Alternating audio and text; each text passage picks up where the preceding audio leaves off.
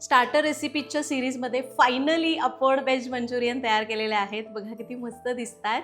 तर हे मी इतक्यांदा ट्राय केलेले आहेत, त्यामुळे अगदी खाचा खोचा माहिती आहेत की काय केल्यावर काय होतं. बऱ्याचदा ते खूप घट्ट होतात, घशात दाटल्यासारखे होतात. पण इथं तुम्हाला सविस्तर कृती अगदी स्टेप बाय स्टेप सांगणार आहे. माझ्या काही टिप्स आहेत ज्या मी कधी फॉलो केलेल्या आहेत, त्या सगळ्या तुमच्यासोबत शेअर करणार आहे. तुम्हाला जर ही स्टार्टर रेसिपीची सिरीज अशीच बघायची आहे, कंटिन्यू ठेवायची आहे, तर पटकन व्हिडिओला लाईक करा आणि कमेंट्समध्ये #सरिताज किचन स्टार्टर रेसिपीज असं लिहा. नमस्कार, सरिताच्या स्वयंपाकघरात म्हणजेच आपल्या सरिताज किचनच्या स्टार्टर रेसिपीच्या 8व्या भागात आपण करतोय सगळ्यांना आवडणारे व्हेज मंचुरियन. रेसिपीला सुरुवात करूया.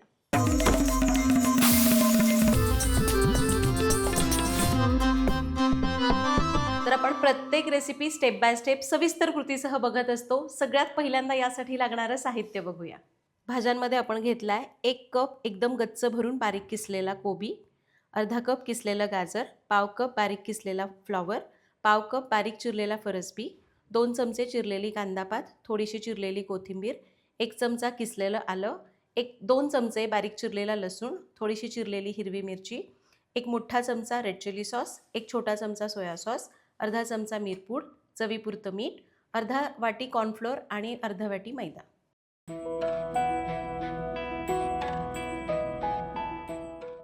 मंचुरियनचा सॉस करण्यासाठी आपल्याला लागेल 1 बारीक चिरलेला कांदा, 4 चमचे बारीक चिरलेला लसूण, 2 चमचे चिरलेलं आलं, 1 चमचा हिरवी मिरची, 2 चमचे बारीक चिरलेली शिमला मिरची, 1 चमचा कोथिंबीरीची कोवळी देठं बारीक चिरून, 1 छोटा चमचा विनेगर, 2 छोटे चमचे सोया सॉस, 2 छोटे चमचे रेड चिली सॉस, अर्धा चमचा काळी मिरी पूड, चवीपुरती साखर, चवीपुरतं मीठ, थोडीशी कांद्याची पात, 2 चमचे कॉर्नफ्लोअर आणि चिरलेली कोथिंबीर.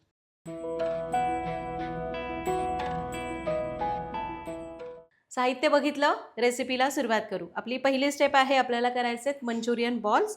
त्यासाठी एक मिक्सिंग बोल घेतला आहे, त्यामध्ये आपण घेतलेल्या सगळ्या भाज्या काढूया. एकदम बारीक किसलेला कोबी, बारीक किसलेलं गाजर, सगळं बारीक किसणीने किसून घ्यायचं किंवा चॉपरमधून काढलं तरी चालेल. फ्लॉवर आणि फरसबी.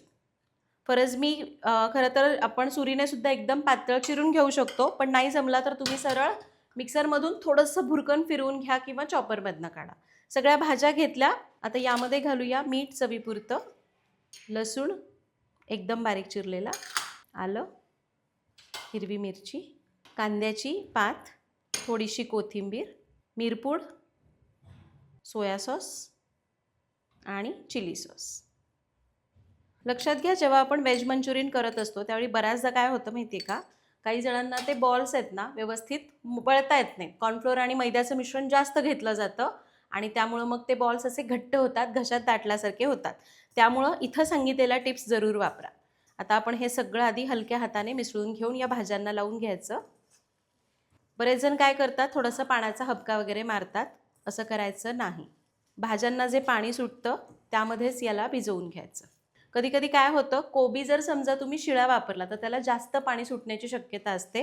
एकतर शिळा कोबी वापरायचा नाही, ताजाच कोबी वापरायचा, त्याचा उग्रवास येणार नाही. आणि जर पाणी सुटलंच तर थोडंसं पाणी पिळून काढायचं आणि मग कोबी वापरायचा. म्हणजे कोबी किसल्यावर पाणी सुटलं तर आधी पिळून काढा आणि मग तो किसलेला कोबी वापरा. तर याला आपण चांगलं मिक्स केलं. हे बघा, असं दाबल्यानंतर हलकंसं पाणी रिलीज होतंय. आता यामध्ये घालूया कॉर्नफ्लोअर. कॉर्नफ्लोअर आणि मैदा घालताना समप्रमाणात घालायचा. मी सुरुवातीला 3 मोठे चमचे कॉर्नफ्लोअर घातलं. आता 3 मोठे चमचे मैदा घालूया. जरी मी इथं अर्धी वाटी सांगितली असलं तरीसुद्धा सगळं एकत्र घालायचं नाही, अंदाज घेत घेत घालायचं. मी तुम्हाला शेवटी सांगणारच आहे की ओळखायचं कसं की आपलं मिश्रण व्यवस्थित तयार झालं आहे. कारण कॉर्नफ्लोअर मैदा जास्त घातला तर हे घशात दाटल्यासारखे होतात. आणि हे मिसळत असताना खूप असं दाबायचं नाही, नाही तर मग जास्त पाणी सुटेल. तर हे बघा, आपण याला करून घेतलं आहे. जेव्हा आपण असे गोळे करतोय त्यावेळी असं पटकन गोळा वळला जात नाही, म्हणजे थोडंसं ना बाइंडिंग वाटत नाही. आणखी थोडंसं कॉर्नफ्लोअर आणि मैदा वाढवूया. तर मी बऱ्याच वेळा मंचुरियन करते, त्यामुळं मला हे प्रमाण अगदी माहिती आहे. आपण जेवढं प्रमाण घेतलं आहे त्यासाठी अर्धी वाटी मैदा आणि कॉर्नफ्लोअर लागतोच. चमच्याने म्हणाल तर एकूण 5 चमचे कॉर्नफ्लोअर आणि 5 चमचे मैदा लागला, मोठे चमचे. आणि हे बघा, आपलं मिश्रण आता परफेक्ट तयार झालं आहे. याला आपण असं गोल करतोय तर व्यवस्थित बाइंडिंग पण आल्यासारखं वाटतंय. हलकंसं आपल्याला समजतं ते आणि याचा छान गोळा होतोय. आता आपण याचे गोळे करून घेऊ, म्हणजे मंचुरियन बॉल्स करू. तर हा छोटासा गोळा मी करून घेतला आहे. आता बरेच जण बॉल करताना काय करतात, एकदम असं गोल गोल करत बसतात. तसं करण्याची काहीही गरज नाही आहे. त्याने काय होतं ना, ते डेन्स होण्याची शक्यता असते. त्यामुळं हे बॉल्स करत असताना मी परत एकदा सांगते आहे, जस्ट असं हातात घ्यायचं, जस्ट वरच्यावर त्याला आकार द्यायचा या प्रकारे. म्हणजे हे असे थोडेसे हलके राहतात आणि व्यवस्थित तळले जाऊन आतपर्यंत खुसखुशीत होतात. तुम्हाला हव्या त्या साईजमध्ये तुम्ही करू शकता. मी ही साईज ठेवली. सगळे बॉल्स आपण असेच करून घेऊया. आणि हे बघा, हे सगळे बॉल्स आपण तयार करून घेतलेले आहेत. आपण जे प्रमाण घेतलं होतं तेवढ्या प्रमाणामध्ये 25 बॉल्स तयार झाले या आकाराचे. साधारण छोटा लिंबू असतो तेवढ्या आकाराचे 25 बॉल्स तयार झाले. रेस्टॉरंटमध्ये जे मिळतात थोडे मोठे असतात आणि एका प्लेटमध्ये 7च देतात. तेवढ्याच किमतीमध्ये किंवा त्यापेक्षा कमी किमतीमध्ये आपण जवळपास तिप्पट मंचुरियन घरी तयार करू शकतो. तर हे तयार झालेलं आहे. आता याला तळून घ्यायचं आहे. तर तळणीसाठी इथं तेल गरम करायला ठेवलं आहे. हे आपलं सरिताज किचनचं लाकडी घाण्याचं तेल आहे, जे शुद्ध पारंपरिक आहे, ज्यामध्ये आपण केमिकल्स वापरत नाही. एकदा जरूर वापरून बघा. ऑर्डर करण्याची लिंक डिस्क्रिप्शन बॉक्समध्ये दिलेली आहे. आता हे बॉल्स आपण आधीच तयार करून घेतले. तुम्हाला तितकंही करायचं नाही आहे. तर तुम्ही जे मिश्रण असतं, आपण भजी कसे करतो तसंच तुम्ही केलं तरी पण चालेल. जस्ट हातात घ्यायचं, थोडासा वरच्यावर आकार देऊन याला तळायचं. तसं केलं तरी पण चालेल, पण मग ते गोल येणार नाहीत. बरं, आता आपण हे तळण्यासाठी तेल कसं तापलंय बघूया. तेल आपल्याला मध्यम गरम पाहिजे. हे बघा, आपण मिश्रण टाकलं की ते तळून पटकन वर येतंय आणि करपत नाही. याचा अर्थ तेल बरोबर तापलंय. तेल कमी तापलेलं असेल तर हे सगळे बॉल्स असे मऊ पिचपिचित होतात आणि जर खूप तापलेलं असेल तर वरून करपून आतून कच्चे राहतात. आपलं तेल परफेक्ट गरम झालंय. गॅस कमी करूया आणि मावतील एवढे मंचुरियन बॉल्स यामध्ये तळायला सोडूया. जे सुरुवातीला केलेले असतात ना, ते आधी याच्यामध्ये तळायला सोडायचे. ते थोडेसे सेट झालेले असतात ना कॉर्नफ्लोअरमुळं, त्यामुळं. सुरुवातीच्या बॅचला मी साधारण एक 7 ते 8 मंचुरियन बॉल्स तळायला सोडले. याला लगेच खूप असा धक्का लावायचा नाही, जस्ट वरच्यावर चेक करायचं. थोडेसे असे कडक जाणवू लागले, आकार धरला. हे बघा, यांनी आकार धरला आहे छान.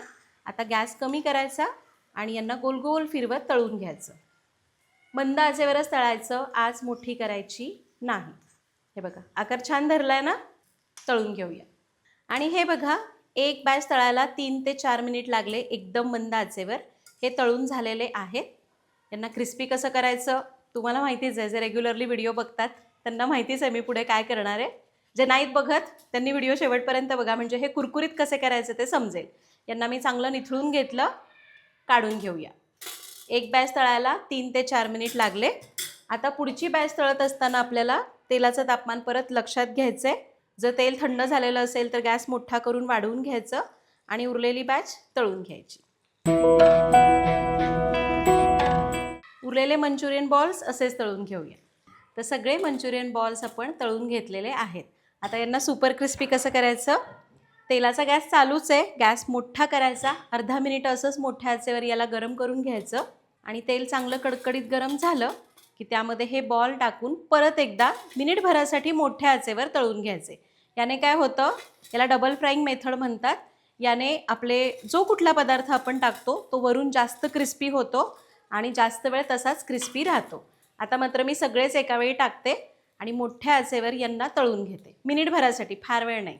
आणि हे बघा, मिनिटभर याला मोठ्या आचेवर तळलं. गॅस बंद करूया आणि हे सुपर क्रिस्पी झालेले मंचुरियन बॉल्स काढून घेऊया.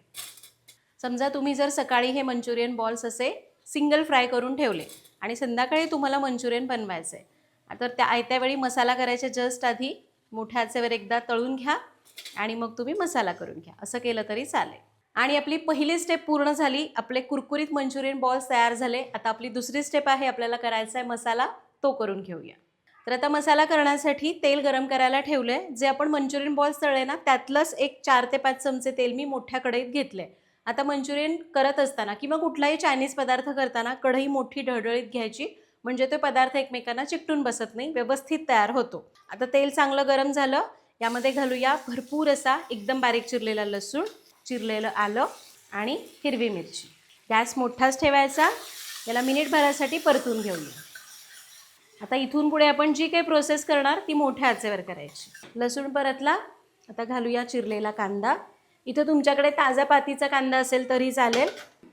शिमला मिरची, कोथिंबिरीची बारीक चिरलेली कोवळी देठं, ही खूप छान लागतात. थोडीशी कोथिंबीर पण आपण यात घालू आणि याला मोठ्या आचेवर मिनिटभरासाठी परत परतून घेऊ. कांदा परतून घेतला आहे.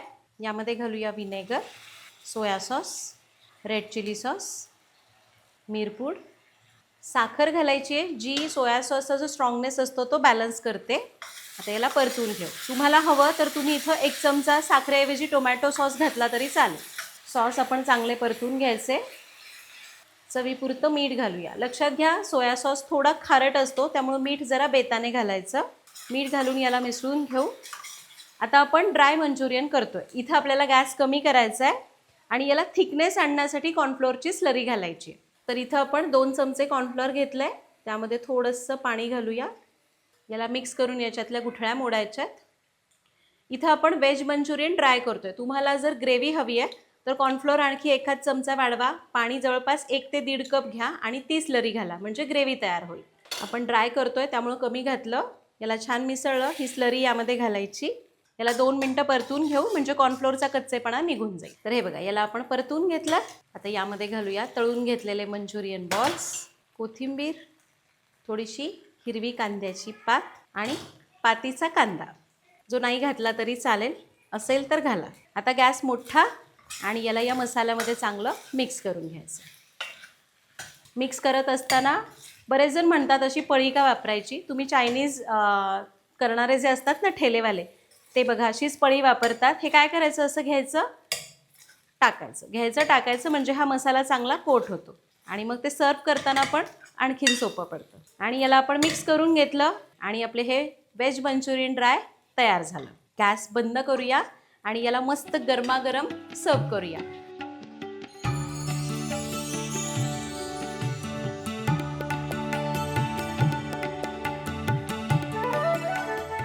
जर तुम्ही हे घरी करताय आणि तुम्हाला हे अगदी परफेक्ट चवीचं पाहिजे, उत्तम चव पाहिजे, तर मंचुरियन बॉल्स जेव्हा तुम्ही मसाल्यामध्ये घालणार त्याच्या आधी 1 मिनिटभर तळा आणि जस्ट सर्व करायच्या आधी ते त्या मसाल्यामध्ये फ्राय करून घ्या म्हणजे ते वरून कुरकुरीत आणि आतून छान असे सॉफ्ट तयार होतात.